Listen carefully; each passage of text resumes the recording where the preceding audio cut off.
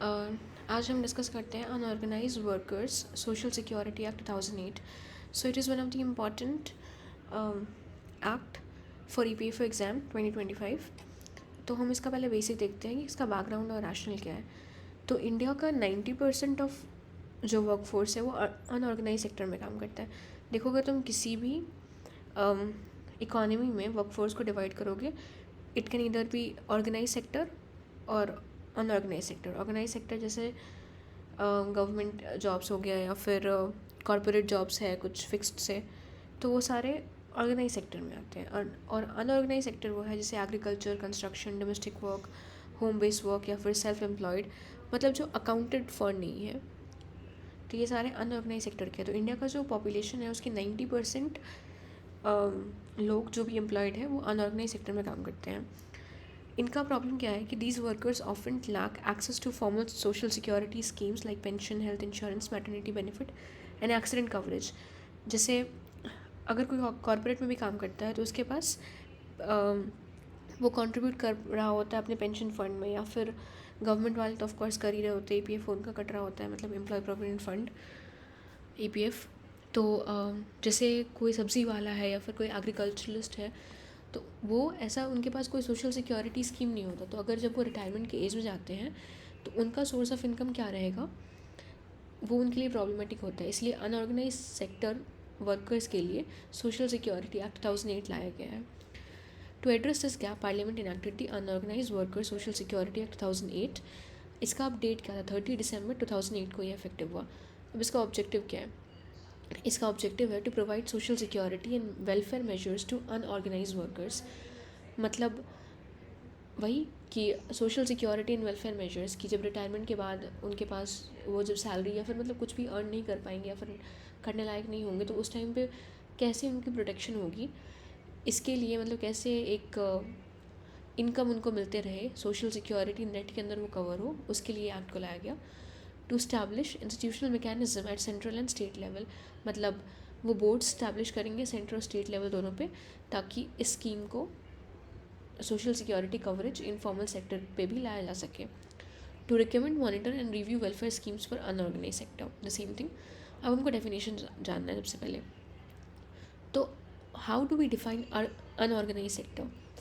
Unorganised sector का मतलब होता है enterprise owned by individual proprietary partnership firm with less than 10 worker and not covered under Factories Act 1948 और other laws. मतलब unorganised sector का मतलब होता है ऐसा एंटरप्राइज ये जिसमें या तो कोई अकेले काम कर रहा है, या प्रोप्राइटरी या मतलब सोल प्रोप्राइटरशिप में काम कर रहा है, छोटा सा बिजनेस खोल रखा है, या पार्टनरशिप मतलब 2-3 साथ में लोग मिलकर काम कर रहे हैं. लेकिन उसका क्राइटेरिया ये है कि वहाँ पे 10 वर्कर से कम है, और ये जो एंटरप्राइज है वो फैक्ट्रीज एक्ट 1948 या फिर किसी ऐसे सिमिलर लॉज के अंडर कवर नहीं होना चाहिए. Then we will call it unorganise sector. अब इसके एग्जांपल्स में है home based worker, self employed worker, wage worker, ये सारे अनऑर्गेनाइज सेक्टर के काम वाले हैं. Agricultural labourers, construction workers, street vendor, आपका जो वेजिटेबल वेंडर्स होता है वो भी होता है, domestic workers, beedi workers, rickshaw police, मतलब जो है तो अकेले काम कर रहा है, या तो अगर कोई बहुत छोटा मोटा सा बिजनेस है उसका, या फिर पार्टनरशिप में भी काम कर रहा है लेकिन 10 लोग से कम है वहाँ पे, और फैक्ट्रीज एक्ट या किसी और एक्ट के अंदर कवर नहीं होता है, दैट इज़ अनऑर्गेनाइज सेक्टर. अब इनके लिए social security, welfare measures such as life and disability cover, health and maternity benefit, old age protection, provident fund and employment injury benefits. मतलब हम सोशल सिक्योरिटी में क्या क्या देना चाहते हैं इनको. पहला चीज़ है कि हम लाइफ इंश्योरेंस कवरेज या डिसेबिलिटी कवरेज की, अगर वो जैसे फैक्ट्रीज एक्ट में डिसेबिलिटी कवरेज होता है ना कि अगर कोई इंजर हो गया तो उसको कॉम्पनसेशन मिलता है. जैसे हेल्थ एंड मैटरनिटी बेनिफिट, जैसे अगर कोई कॉर्पोरेट में काम कर रहा है या फिर कोई गवर्नमेंट सर्विसेज में है तो उसके पास ऑप्शन होता है कि वो 26 वीक का मैटरनिटी लीव ले सके. लेकिन अगर कोई डेली वेज वर्कर है उसके पास ये ऑप्शन नहीं है, क्योंकि उसको उस टाइम पे कोई सैलरी नहीं मिलेगी. लेकिन अगर कोई कॉर्पोरेट सेक्टर या कोई गवर्नमेंट जॉब ही मतलब ऑर्गेनाइज सेक्टर में अगर एम्प्लॉयड है तो उसको उस 26 वीक की सैलरी मिलेगी. तो ऐसे ही मतलब सोशल सिक्योरिटी स्कीम्स के अंदर आता है provident fund, employ injury benefits etcetera. अब है कवरेज एंड बेनिफिशियरीज. तो इसके अंदर कवर किसको करेंगे हम, सारे अनऑर्गेनाइज वर्कर्स को. स्पेशल फोकस हम देंगे मार्जिनलाइज ग्रुप्स को, जैसे एग्रीकल्चर लेबरर्स है, वुमेन वर्कर्स है, डोमेस्टिक वर्कर्स है, कंस्ट्रक्शन वर्कर्स है, या फिर होम बेस्ड वर्कर्स है. अब ये इम्प्लीमेंट कैसे होगा?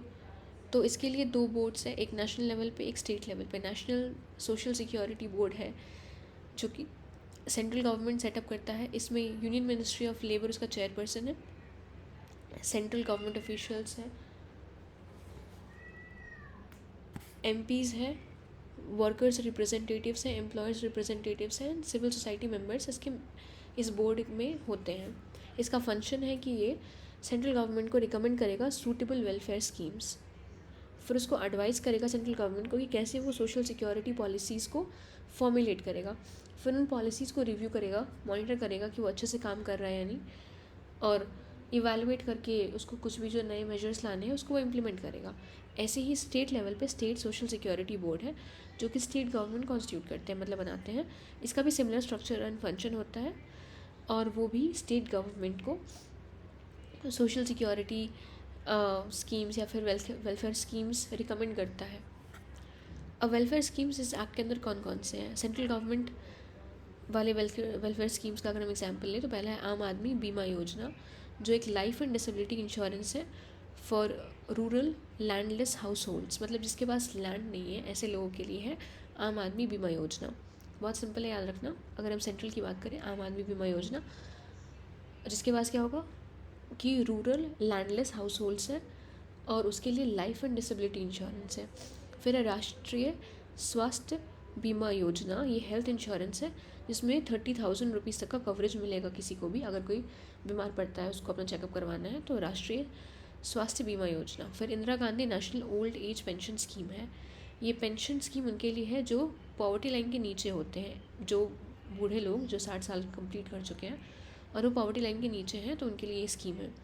फिर है नेशनल फैमिली बेनिफिट स्कीम, इसमें क्या होता है, lump sum assistant to BPL family on death of breadwinner, मतलब अगर कोई ऐसा फैमिली है जो बिलो पॉवर्टी लाइन है और उसका जो कमाने वाला घर का है उसका डेथ हो गया है, तो उसको लम्प सम असिस्टेंट मिलेगा।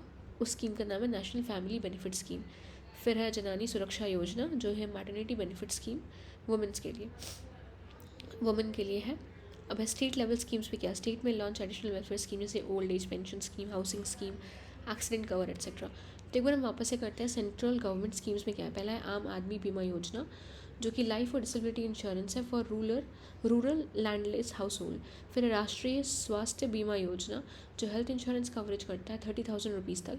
फिर Indira Gandhi old age pension scheme, ये है पेंशन फॉर बीपीएल एल्डरली जो कि 60 साल कंप्लीट कर चुके हैं। फिर नेशनल फैमिली बेनिफिट स्कीम, इसमें क्या होता है, लमसम पेमेंट हम करते हैं बीपीएल फैमिली को अगर उसका ब्रेड विनर मर जाता है। फिर जनानी सुरक्षा योजना, जो कि मैटरनिटी बेनिफिट स्कीम है अनऑर्गेनाइज सेक्टर की वुमेन के लिए, क्योंकि ऑर्गेनाइज सेक्टर वाले के पास ऑलरेडी है मैटरनिटी लीव का ऑप्शन।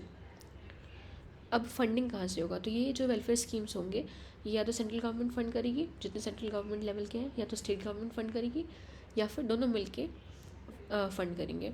अब इस एक्ट का लिमिटेशन क्या है, इस एक्ट का सबसे बड़ा प्रॉब्लम ये है कि ये एडवाइजरी नेचर का है, मतलब स्टैट्यूटरी राइट्स नहीं लेके आता है, डिपेंड्स ऑन सेपरेट स्कीम। मतलब अगर स्कीम इम्प्लाई कर रहा है कि ये राइट्स अप्लाई होंगे, किसी को मिलेंगे, तो ठीक है, नहीं तो ये सिर्फ काइंड ऑफ एडवाइजरी नेचर का है, इसका कोई लीगल बैकनिंग नहीं है। फ्रेगमेंटेड कवरेज है, only some scheme reach workers effectively, मतलब इसका ये जिस पॉपुलेशन को पहुंचना चाहिए वहाँ तक पहुंच ही नहीं पा रहा है।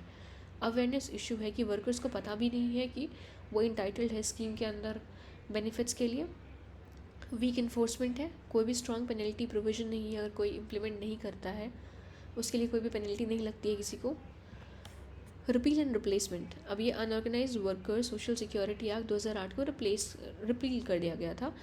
अब इसके प्रोविजंस को कोड ऑन सोशल सिक्योरिटी 2020 के अंदर सब्ज्यूम कर दिया गया, मतलब जो भी चीज़ वर्कर सोशल सिक्योरिटी एक्ट 2008 में था, अब उसको हम code on social security act 2020 के अंदर लेके आ गए हैं। इससे क्या हो गया कि वो अनऑर्गेनाइज सेक्टर के डेफिनेशन को वाइडन कर रहे हैं। अब वो अनऑर्गेनाइज सेक्टर में गिग वर्कर्स या फिर प्लेटफॉर्म वर्कर, जैसे कि स्विगी जोमेटो वाले डिलीवरी बॉयज़ होते हैं, मतलब उन सब को भी वो इंक्लूड कर रहे हैं। अब हमें EPF एग्जाम लेके याद रखना है। पहला चीज़ है ईयर ऑफ इनैक्टमेंट क्या था, 2008। किसके लिए था, अनऑर्गेनाइज वर्कर्स के लिए था। इसमें क्या होता है, दो होता है, national and state social security board. इसका मेजर स्कीम्स क्या था, एक बार वापस देखते हैं। आम आदमी बीमा योजना, राष्ट्रीय स्वास्थ्य बीमा योजना, Indira Gandhi national old age pension scheme, national family benefit scheme, जनानी सुरक्षा योजना। Okay, that's all. Thank you.